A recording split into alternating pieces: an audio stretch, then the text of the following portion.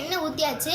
அதுக்கு தேவையான பொருட்கள் வந்து முருங்கைக்கீரை வந்து நம்ம கழுவி வச்சுருக்கோம், உளுந்து, வெள்ளைப்பூடு, கடலைப்பருப்பு, உரப்புக்கு தேவையான அளவு பட்டை வத்தை, சின்ன வெங்காயம், நெல்லிக்காய் சைஸ் ஊற வச்ச வெந்நீரில் ஊற வச்ச புளி.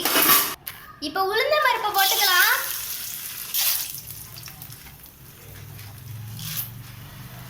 இப்போ லைட்டாக வதக்கிக்கலாம். அடுத்து கடலைப்பருப்பு நம்ம போட்டாச்சு. குழந்தைங்க வந்து பட்டை வத்தை போட்டாச்சு, சின்ன வெங்காயம் போட்டுக்கலாம். குழந்தைங்களுக்கு இந்த மாதிரி கொடுத்தா சாப்பிட மாட்டாங்க. இந்த ரெசிபியை நீங்கள் செஞ்சு கொடுத்தீங்கன்னா நல்லா சாப்பிடுவாங்க. இப்போ கருவேப்பிலை போட்டாச்சு, மல்லித்தலை கொஞ்சோண்டு போட்டுக்கலாம். இப்போ வெள்ளைப்பூடை போட்டுக்கலாம்.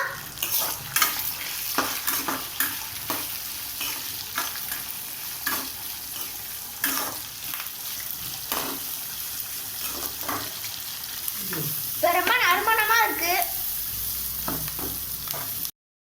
இப்போ முருங்கைக்கீரையை போட்டுக்கலாம்.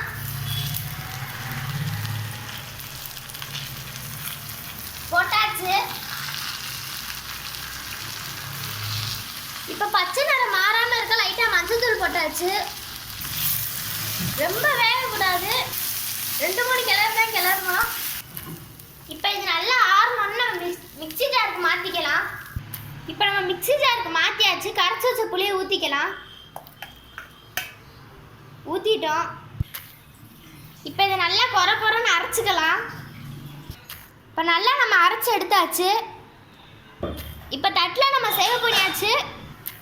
இதை நம்ம சுடு சாதத்துலேயும் சாப்பிட்டுக்கலாம், இட்லி, தோசை இந்த மாதிரி சாப்பிட்டுக்கலாம். டேஸ்ட் நல்லாயிருக்கும், குழந்தைங்க விரும்பி சாப்பிடுவாங்க.